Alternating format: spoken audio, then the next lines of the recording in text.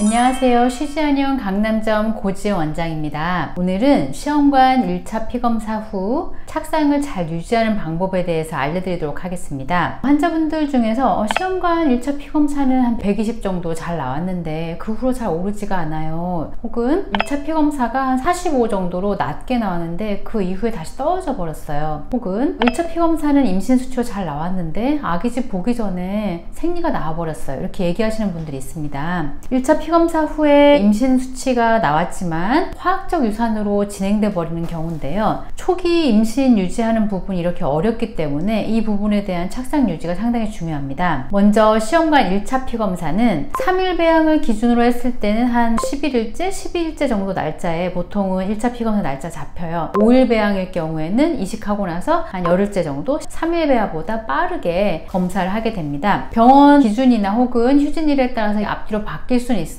대략적으로 이 정도 날짜에 피검사를 하게 되면 임신일 경우에는 수치가 나오는 기간입니다. 안정적인 1차 피검사 수치는 보통 100 이상 정도를 얘기를 합니다. 100 이상이 되면 자궁 내막에 배아가 이제 딱 와서 접촉하는 상태, 그 부분이 잘 이루어졌다고 생각할 수 있습니다. 그러나 20, 30 이렇게 50 이하의 낮은 수치에서도 임신 유지가 잘 되는 경우들이 있어요. 이런 경우 어떤 경우냐면 1차 피검사를 하기 전날 혹은 전전날 원래 착상해야 되는 시기보다 며칠 정도 있다가 착상한 경우에도 이 부분이 느리게 착상이 시작됐지만 그 이후로부터 피검사 수치가 잘 올라가면서 착상 결합이 잘 될 경우에는 임신 유지가 잘 되고 출산까지 이어질 수 있습니다. 그래서 1차 피검사 수치가 너무 낮다고 해서 처음부터 걱정하지 마시고 그 이후로부터 잘 올라가시면 됩니다. 그러면 어떻게 이런 일이 일어날 수 있을까요? 라고 얘기하시는 분들이 있어요. 우리가 정확한 이유를 알 수가 없지만 배아가 원래는 이제 수정된 이후에 일주일 동안 자기 스스로 분열하면서 살아남을 수 있는 그 힘이 있어요. 그 영양분도 자기가 가지고 있고 7일이 지나고 나면 엄마 몸에 내막에 붙어서 거기서 영양 공급을 받아야 얘네들이 계속 분열이 살아남을 수가 있거든요. 근데 배아에 따라서는 어디 이렇게 둥둥둥 떠다니다가 1차 피검사 하기 며칠 전에 뒤늦게 착상이 시작되는 경우가 있습니다. 실제 제 환자분들 중에도 그런 분들이 있어서 피검사 수치가 9가 나왔어요, 13이 나왔어요. 이렇게 엄청 낮은 수치였지만 잘 유지돼서 출산까지 간 경우들도 있어요. 하지만 경향성으로 보자면 100 이상이 됐을 때가 더 임신 유지가 잘 되고 100 미만으로 좀 낮은 수치였을 때는 나중에 임신 유지가 잘 안 되거나 화학적 유산으로 일찍 종결되는 경우도 많습니다. 1차 피검사 후에 피검사 검사 수치가 오르는 속도가 매우 중요합니다. 그래서 1차 피검사 수치가 몇이 나왔느냐, 이 수치 자체가 중요하다기보다는 피검사 수치가 나온 다음에 얼마나 잘 증가하느냐, 이 부분이 굉장히 중요합니다. 1차 피검사를 하고 나서 이틀 후에 2배 이상 올라가면 이 부분은 좋은 경향성을 봅니다. 더블링이라고 하는데요. 더블링이 잘 되었대요, 잘 안 되었대요, 이렇게 얘기들을 하죠. 그래서 1차 피검사 후에 더블링이 잘 되면 임신 수치가 잘 올라가고 있구나, 이 부분이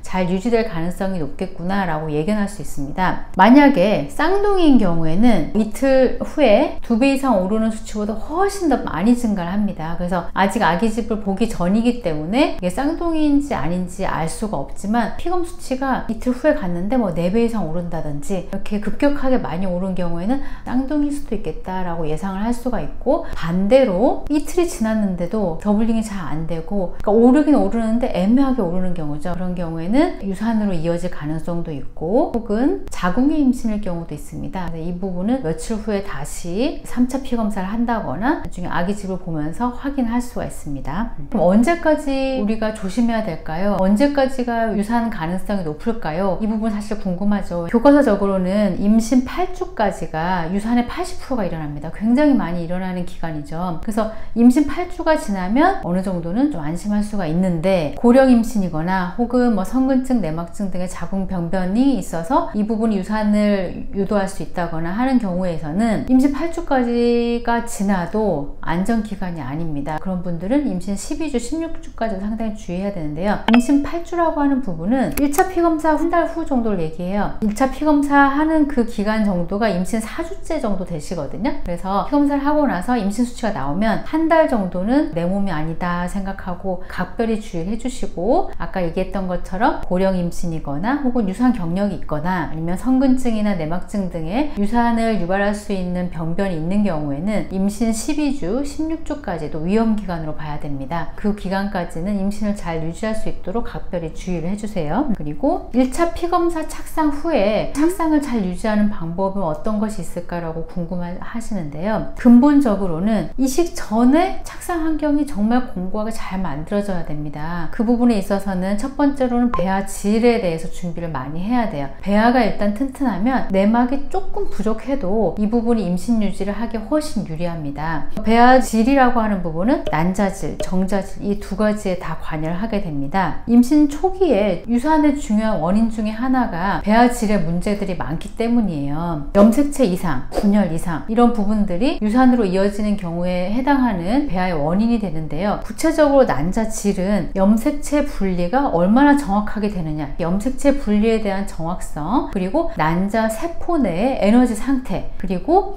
DNA 손상 정도 이런 부분들이 난자 질을 결정하게 됩니다. 고령 임신일수록 난소 기능 저하가 있을수록 혹은 난소 기능 저하가 있지는 않지만 나의 난소에 난자가 아주 많이 있지만 이 부분이 영양 공급 제대로 못 받으면서 질이 떨어지는 경우에는 아까 말씀드린 염색체 분리 그리고 난자 세포 내 에너지 상태 그리고 DNA 손상 부분들이 문제들이 많이 발생을 해서 난자질이 떨어지게 됩니다. 이런 부분들은 배아 질에 영향을 주게 되고 배아 질을 개선하기 위해서는 난자질 개선에 굉장히 신경을 많이 써야 되고 더불어서 정자질 개선도 상당히 중요합니다. 저희 남편은 정자검사상 이상이 없었는데요 하더라도 만약에 나이가 35세 이상인 경우에는 정자력이 저하되는 연령입니다.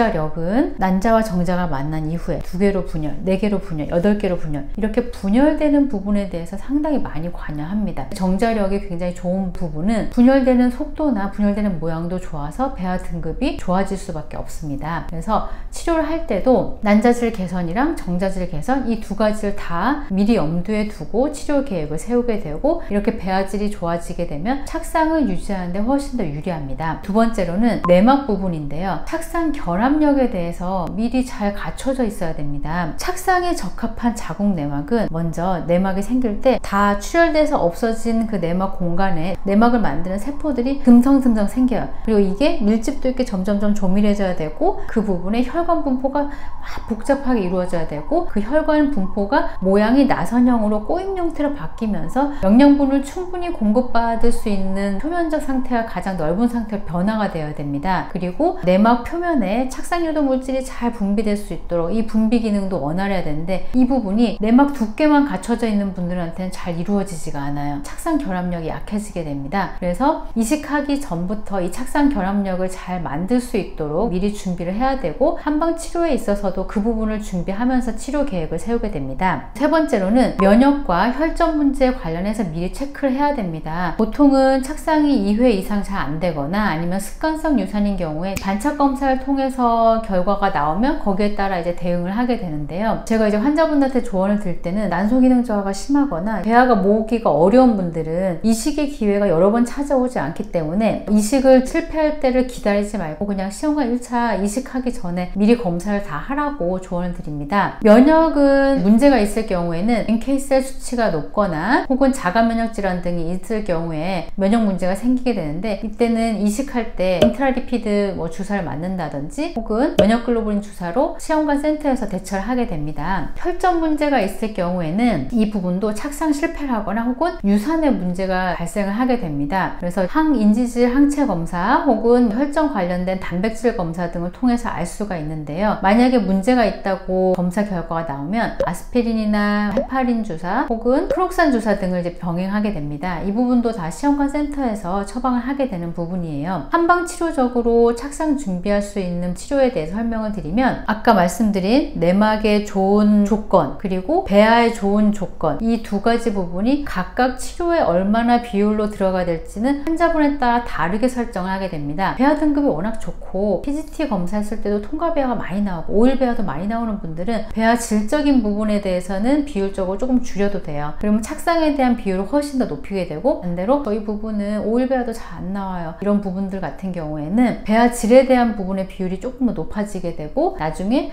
좋은 배아를 확보하게 되면 그 다음부터는 착상에 대한 비율을 높이게 됩니다. 호르몬제를 쓰지 않는 달부터가 나의 착상 능력이 최고조까지 올라갈 수 있도록 준비하는 게 좋습니다. 이식하기 전달, 그리고 이식하는 그 주기의 생리 시작으로부터 한 2주까지의 증식기 동안 내막이 두터워지는 시기죠. 이 부분에 대해서 또 치료가 다르고, 배란 이후 혹은 배란시키지 않는다고 하면 생리 시작일로부터 한 14일째 이후부터 분비 기능이 일어나는 기간 치료가 굉장히 중요해요. 이 부분에 대한 치료가 있고, 이식하고 나서 1차 피검사까지 보통 한 11일, 12일째 혹은 5일 배하면 열흘째 정도 되는 그 기간 동안에 착상침 치료가 있습니다. 그리고 1차 피검사에서 임신 수치가 나왔어요. 치료 종결 이게 아니라 1차 피검사 후에 계속되는 유산의 위험성이 있는 그 기간들이 있기 때문에 임신 8주, 12주, 16주 정도까지 유산방지 치료와 유산방지 한약 이어가게 됩니다. 각 시기별로 필요한 약침 치료와 침 치료, 신부 치료들이 다르고, 원내 치료를 일주일에 한 번에서 2번 혹은 이식 후로부터 1차 피검사 하기 전에 집중 치료 기간 동안에는 착상 유지를 위해서 좀 더 자주 오시는 분들도 많아요. 주 3, 4회 오기도 하고, 이런 부분들이 집중적으로 일어나면서 원내 치료를 계획하게 됩니다. 그리고 이제 필요한 경우에는 호르몬제와 충돌되지 않는 선에서 착상탕 그리고 유산방지 한약 등을 처방을 이어가게 됩니다.